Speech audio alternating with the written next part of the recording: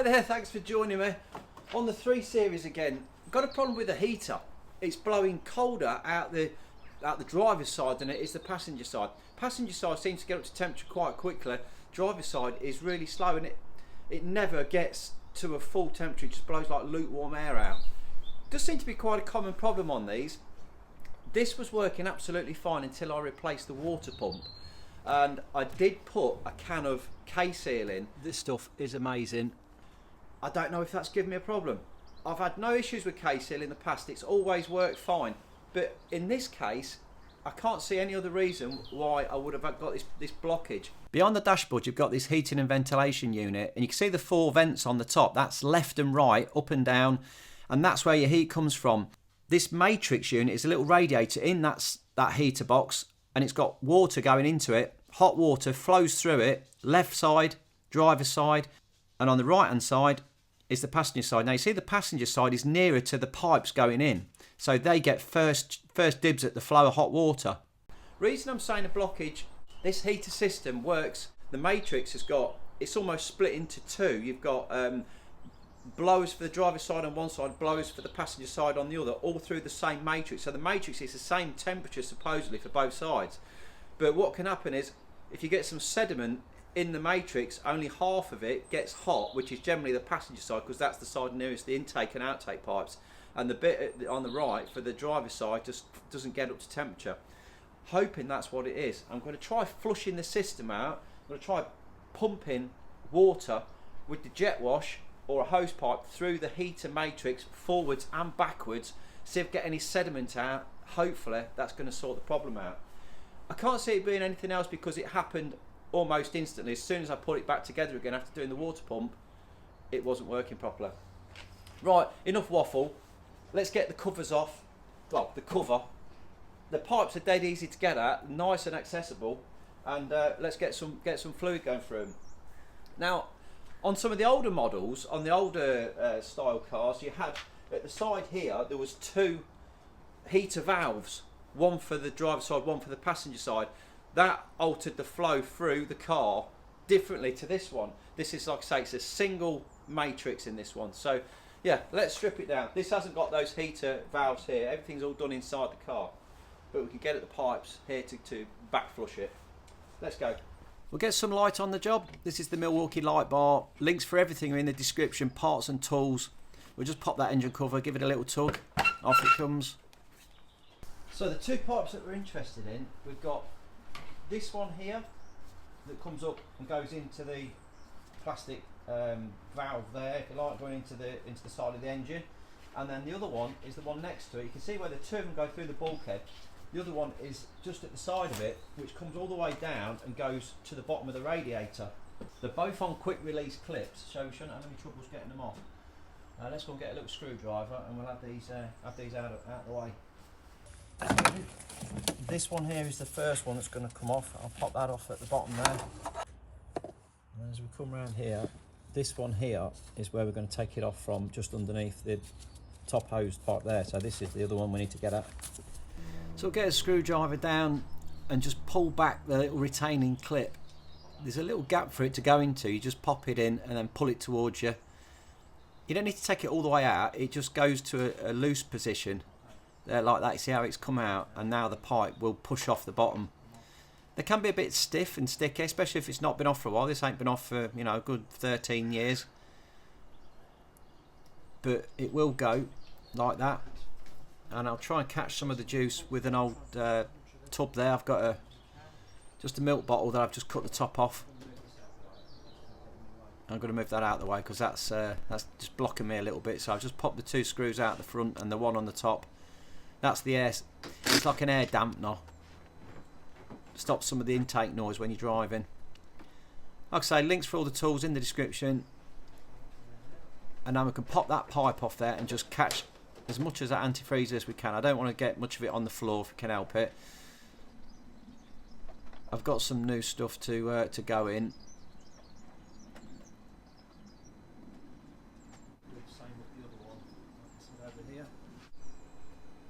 Again, sorry about getting my head in the shot, but you can just see the pipe under there It's a bit tricky to film this one, but I can pull the clip again, exactly the same as the other one, and then pull the pipe off. There it comes.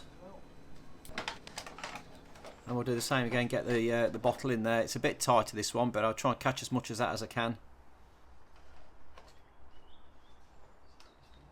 That one's full, so we'll go and empty that and come back for some more. We're not completely draining the cooling system down here. All we're doing is really emptying the matrix. You will lose a little bit out the engine, but not a lot. Like I said, this was working sweet as a nut until I changed the water pump and put that case seal in.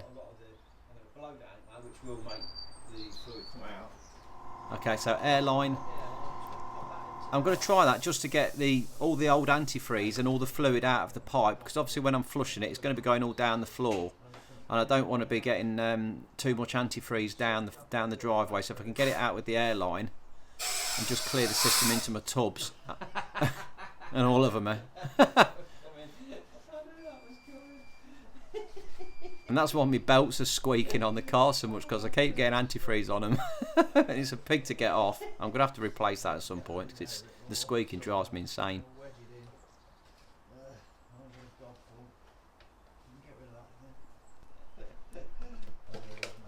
Didn't get it in my eye. Okay, wedge that in again, and then we'll just put a bit of air in there. There we go, that's got it. I should be able to get most of it out, but don't forget the ignition is off at this point and the heater valve is in the closed position. So I may well just have a little bit left in there. It looks pretty clear. Right, so now I know that's got no antifreeze, I'm quite happy to flush that through with water. Oh, so what I need to do is try and get the heater valve open inside. So I'm just going to put the ignition on and put the heater on to maximum hot, which hopefully will open the heater valve, allowing the water to flow into the matrix. Then I can pump water through it and hopefully it'll clear out any crap that's in there. Yeah, let's put the ignition on and get that heater on hot.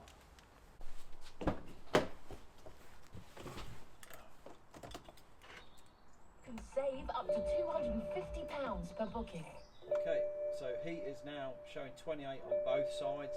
Ignition's on. I can hear the fans kicking in, so the blowers are on. I'll turn that down to 1, because if I turn it off, it'll switch the whole thing off. So I'll keep it on 1. Let's see what we get. I think I'll put my booster on the car as well, because I might be messing about with this for an hour with ignition on. I don't want it to go flat. This is the Draper booster. It's a right piece of kit, industrial battery charger. So I've got no worries now about the battery going dead, because the booster's on, just ticking everything over. Right, and let's try forcing some water down this pipe and see what happens. Okay, so I've got the Karcher. I've got the Dirt Blaster nozzle in there because it fits on the end of that quite well. Let's see what happens. I can see me getting absolutely soaked here, but hey, let's give it a go. Right, I'm going straight into this end to start with. Let's just see how it squirts back and if I get it all in my face. I might wrap something around it just to just bung that in there.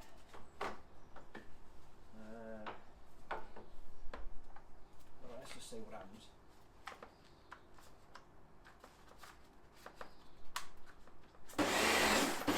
Well, that was a bit of a damp squib. I thought it might put more fluid through than that, but it's more about pressure and not volume, this. So it's doing a little thing, but not a lot. That's not too bad. It doesn't seem to be how much. There's not a lot of pressure. It comes out, but it's not the volume. I don't think we've got the volume with this.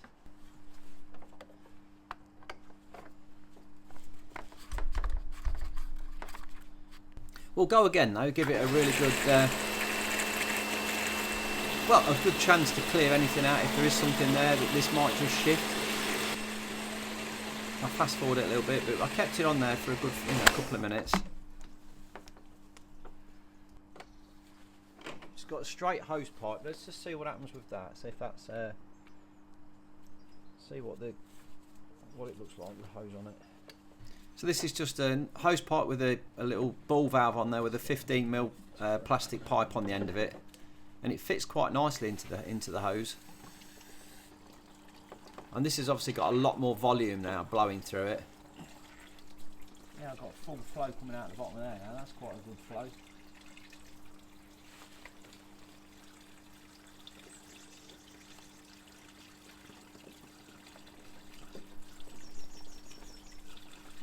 Can you see that coming out?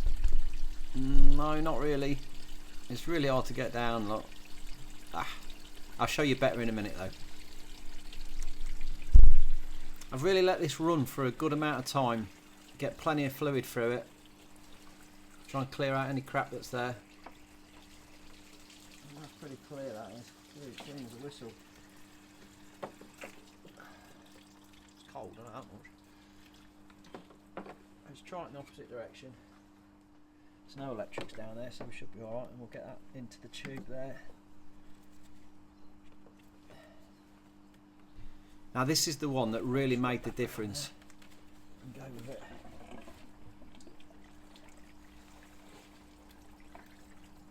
Oh yeah, now we've got some, that looks a bit mucky, that does. Can you see that?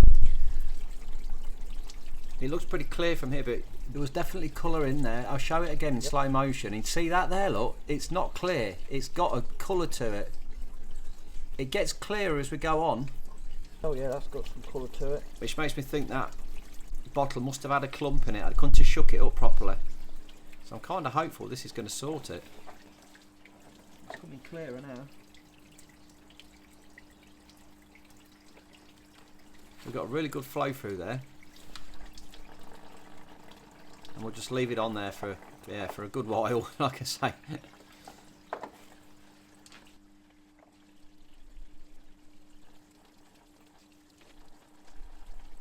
Let it do its thing, and you can see how that clear that is now coming through. Looking lovely. Clean as a whistle.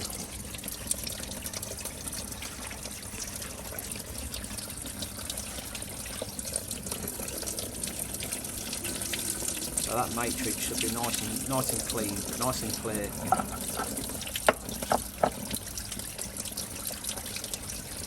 We're gonna have a cup of tea, bit of dinner, then come back.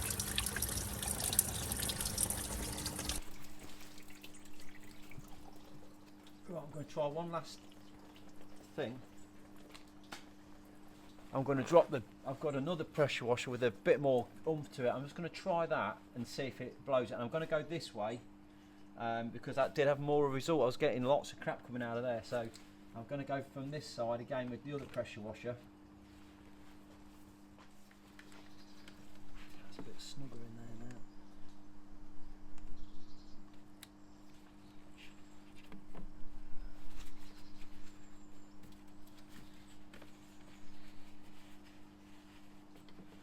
Okay, here goes nothing. And I still don't think this has had as much impact as what the hose pipe did, just the volume of water from the hose pipe. It didn't get anything new out of there. I didn't see any more dirt coming through. Right, let's try it the other way. Let's go from the other side as well. Yeah, switch it over and give it another blast in. And this gave me nothing at all. There was nothing new coming out of there. It was just clear water. So I think we have shifted what was the problem, hopefully. I can't see much coming out, so hopefully if we've done something, we'll see. Let's pop it all back together and yeah, get some more fluid in there, see if it's made a difference to it. Let's reconnect these pipes up like that, one back in into its hole there.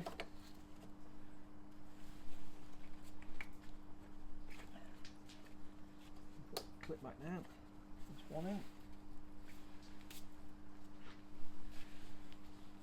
we'll do the same with this one, just got to pop that back out again.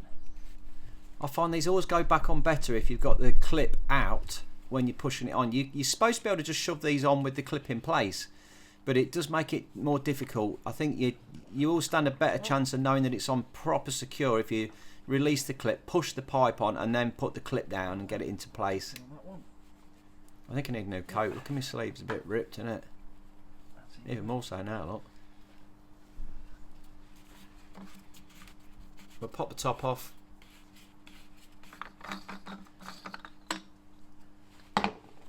undo the bleed screw.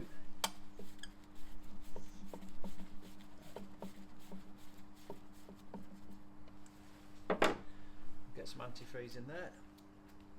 This is the Granville green. It's BMW and everything compatible. So we'll just pop a bit of that in there. Now don't forget, I've not completely drained this down. I've only took a bit out of the matrix. So I'm just going to go pretty much neat antifreeze into there.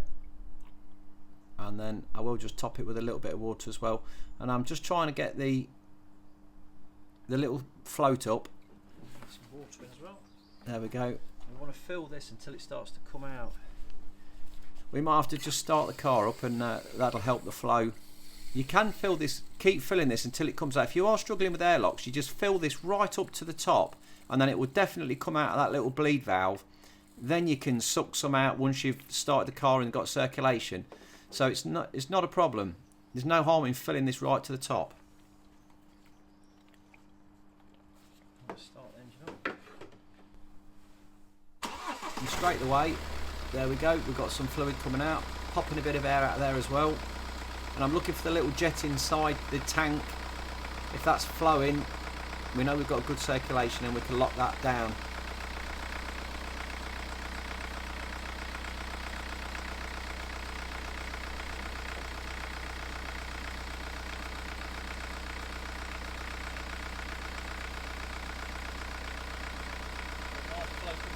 Got to remember, yeah, got some flow. Just don't over tighten this though. It's only plastic, it's really brittle. Just get it down to the rubber and a little tiny tweak, and then that's it. Let it run for a little bit, and then we can drain down just a tad out of that tank, just to get it to the right level using the little syringe.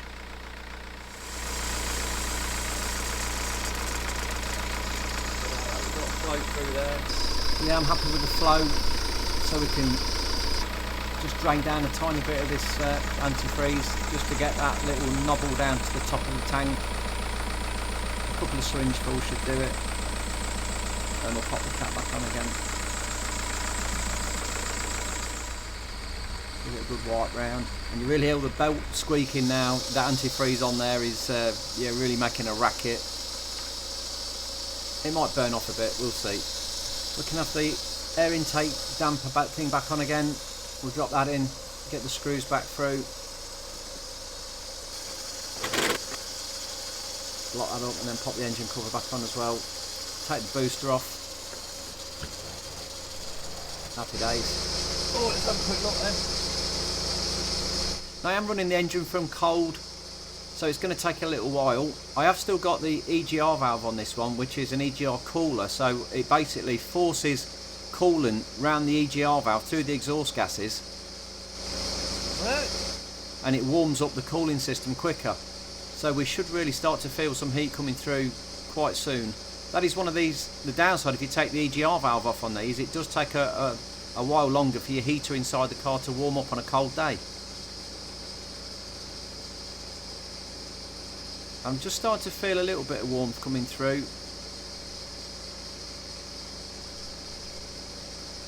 Ooh. Ooh, I don't know, I think we might have an improvement there. And we'll get my thermo head peak gun on it and see what happens.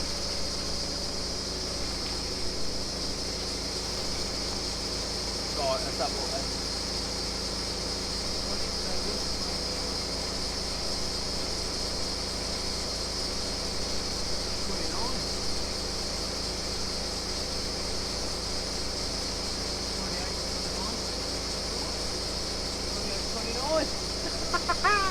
We nailed it.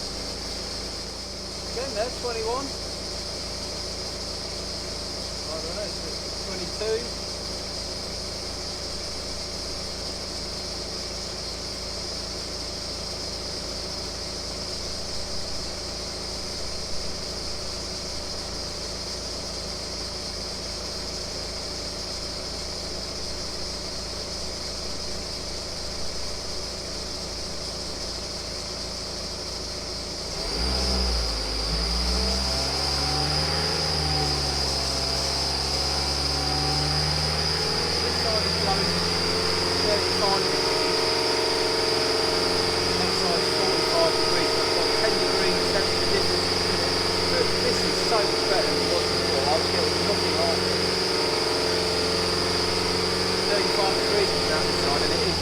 pipe up.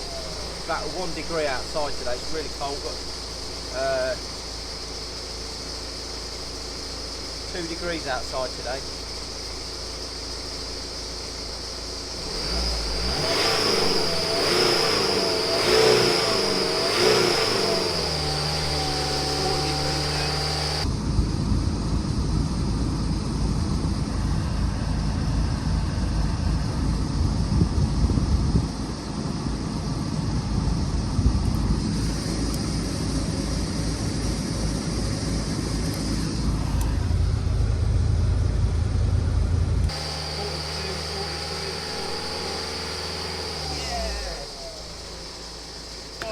Thank God for that, it's made a massive difference. Let's have one last check round for leaks. Brilliant. Make sure there's nothing under here. The pipes are all good, no leaks, no drips. And switch it off. Oh, what a result that is. What a result. So there we have it. We've managed to get those heaters back up.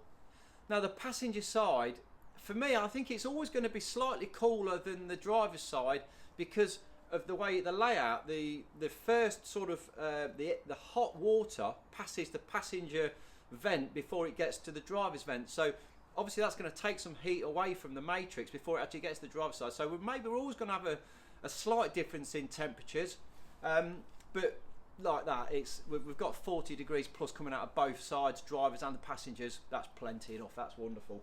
So she's back on it again. We keep finding these problems to sort out, don't we? I keep creating problems myself. I think that K-seal had definitely got into the matrix and caused us a little blockage there. Whether there was a slight clump in it or something, I'm not sure. But yeah, definitely had a problem. When I put that hose in, I could see the K-seal sort of stuff coming out that pipe, and we'd already blown it and drained it, so it must have been a clump or something that was stuck in there causing us a problem. Yeah, don't put K-seal in your car. I'll have to edit that out the other video. Well, unless you've got a massive leak on it, then it'll work a treat. So yes, she's back. If you enjoyed the video, drop me the comments in. I don't want to know what these comments are going to be. There could be some bad ones in there. But drop me a little thumbs up, like and subscribe, and I'll see you in the next video. Thanks for watching.